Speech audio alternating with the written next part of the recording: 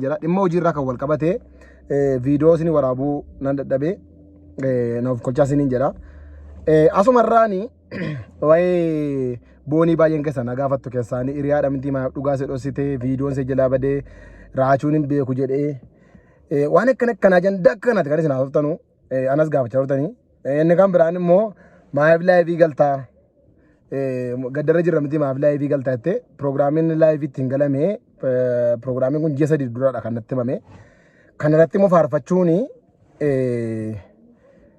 waan nama dhowwu miti yoo sirba ta'e marraa kana fi malee faarfannee kana hunduma isaa iddoo tokkotti xaqalan kun isin deebisa amma dhuma qophii kootiin hordofaa isiniin jedha namoonni mana kana faaraa taatan mana kana yuutuubii kana sabiskiraayib godhaa isiniin jedha amma akki piidooti dhifama ringii gatiin qabaanne fan akkatti isin waraabaa jira fuulli koo guutuu mul'achuu dhiisuu danda'a waan ta'eef wanti guddaan waanan haasa'uu fi waanan isinitti immoo barbaade hunda akkasin dhaggeeffatee hin barbaada isiniin jedha asumaan laayik sheer gochuudhaan na hordofaa isiniin jedha waa'ee boonii hojii wal qabatee boonii anni erga isin heerumteeti guyyaa tokko argee hin beeku guyyaa tokkos bilbilee fi hin beeku erga isin heerumteeti wal agarree hin beennu bakki keenyas baay'ee walirraa fagoodha waan ta'eef tasuma wal agarrees hin beennu guyyaa tokko isaa wajjiniinis wal hin beennu abbaa manaa ishee wajjiniini inni kan biraan immoo haati baay'ee rakkataa jirti kanaafuu qabeenyaan boontu gurguramee waan isin qabdu gurguramee makiinaan isin gurguramee haadhaaf kennamuu qaba minaame wanti jedhamu laayivii irratti dhaga'an ture namoonni baay'een haasaa turtan dhaga'an ture kanaan wal qabatee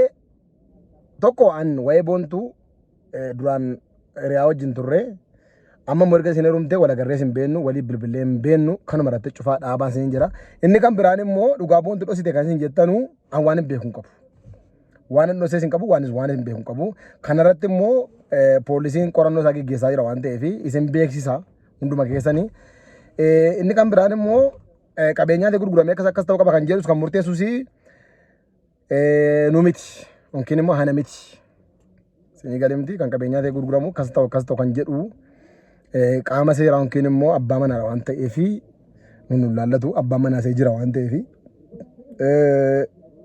kun nan laallatu dubbadhu warreettan immoo kun dubbachaa jira laa kunu an waan beeku hin qabu walumaa galatti akkuma keessa hin dhagee isinii galee miti akkuma keessa hin dhagee erga isheen heerumte immoo walitti siqeenya gatii hin qabaannee fi dhimma see waan hin beeku hin qabu akka waan ani dhimma see dhossee yookiin immoo dhimma see awwaalee dharataa itti ilaalaa jirtu hiriyoonni see kun gaafatamuu qabdu hiriyoonni see sun akka ta'uu qabdu minaami namoonni jettan kun dhiisaa waan akkana isinii galee miti wanta akkanaa sirrii miti maaliif unkaan ani beekuu miti namoonni itti dhiyoo jiran iyyuu baay'ee hin beekanu kanadha kanasuma irratti dhaaba waa'ee laayivii irratti wal qabatee immoo galgala baay'een keessan arabsaa turtanii dhimma dhuunfaati kuni laayivii galtaa akkasitiin faarfannaa irratti faarfachiifta minaam jettanii unkaan an laayivii galuu miti haadhayyuu tureeffi mucaan boqotin iyyuu haatiyyuu tureeffi mucaa awwaalamte guyyaa lama bulin iyyuu haadhayyuu gaffiddanii laayivii gashisiistaniit iyyuu asaqaa yaartu isinii galee miti isin kan keessan wal arrabsu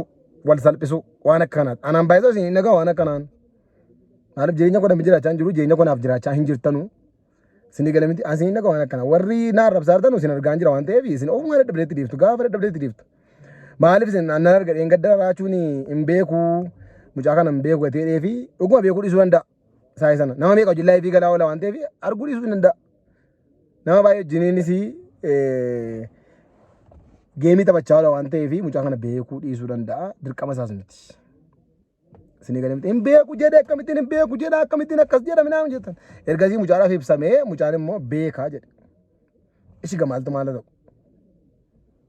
reeffi mucaa kana aboqotu dhiisaa irratti naaseena waan ta'anii nama biraa irratti sin hadheessina nama baay'ee wal hadheessaa jira nama baay'ee wal arrabsaa jira waan ta'eef dhiisaa waan akka kana warri jirru immoo akka maaf wal sabdhimnanu warri jirru immoo maaliif wal jabeessinee gar tokkotti wal hin geessinu asiin warratti kaanee wal balleessina borummoo gaafa namni tokko duummoo akkoo asii kana uwwattu inni kan biraan immoo Oromoo miiliyoona 50 fi isaa ol keessaa namni guyyaa guyyaatti boqota guyyaatti gaddarraa oolla taanaan waldaa dhaquu hin hafaa faarfachuu hin hafaa hojii mataa keessachuu hin hafaa wa'ee majandaa nama kana duwwaasaa ooltaa qaba wa'ee namni boqote kana duwwaasaa ooltaa namoota gar malee lubbuu isaanii balleessan irraa kan hafee namoonni karaa biraatiin boqotanii irratti haasa'uus hin danda'amu maaliif kun waaqa ofiidha waan ta'eef kanarraan kan ka'edha wa'een boonii kan haasa'ame yeroo baay'ee namni viidiyoo an immoo viidiyoon kanaan dura poosti godhe har'a isinii dhufe qaldiin kanaan dura haaseefa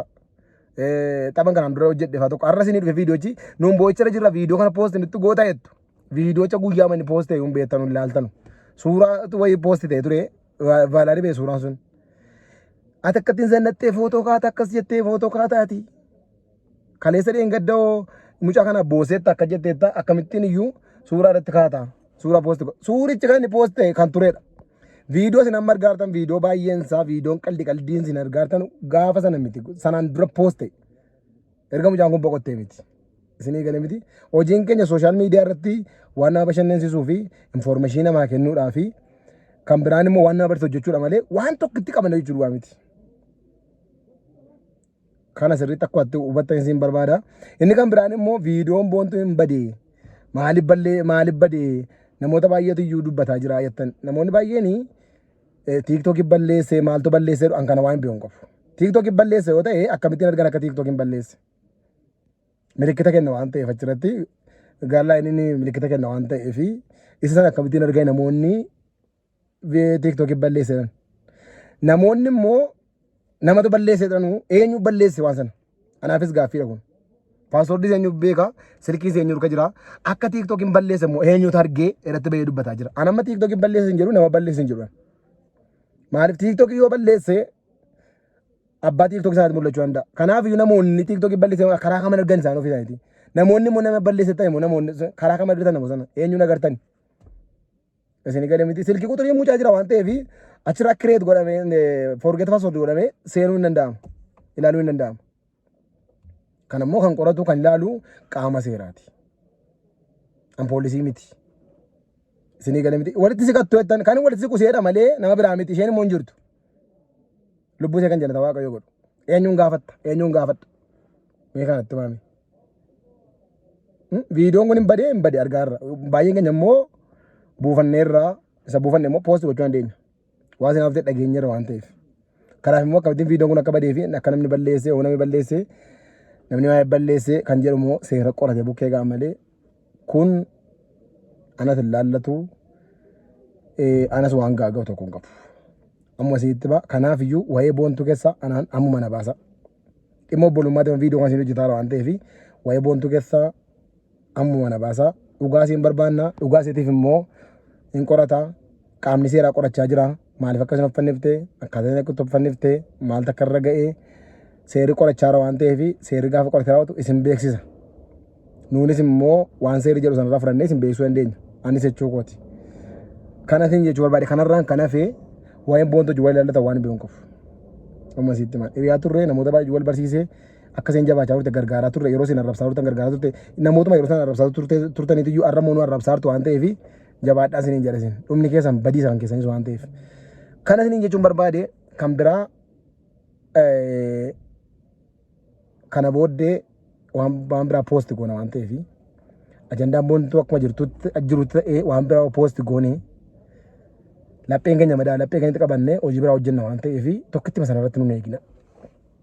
Viidiyoo biraa yoo nu poosti goone nutti naarina. Isinii galee miti akkuma hundi keessan gaddaartanu hundi keenya gaddineerra nutti dhaga'ameera. Kanaaf viidiyoo biraa poosti goona taanaani akka nutti naarre isiniin jedha.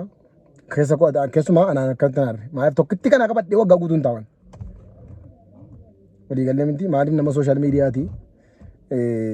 Namoonni baay'een immoo tokkoon keessan waan nurraa deemtanii yookiin immoo waan tokkoon keessan gatii nu qeeqxanii fi waan sooshaal miidiyaa kana cufnee deemnu isinitti hin fakkaatiin. Isinii galee miti. Dammoo namoonni baay'ee mogolee wal buusuuf wal cabsuudhaan maraachaa tu kana keessa argaarra baay'ee laayivii kana irratti baay'ee haasaartu. Komentii namoota irratti baay'ee haasaartu. Anaan tokko maallaan jedhee eeggadda bu'aa turte miti rakka miti faarfattaa naan jedhe. Maa jechuudha bu'aa baraftaa faarfachuu qabda. Waaqayyoof galata dhiyeessuu qabda. Ofii gati jiraatteef ofii gati hafteef. Isinii galee miti kun wal laallatu kana sirreessa. Isinii galee miti mataa gaddaarraa sirbuun caffaruun maa jechuun kuni sirrii miti.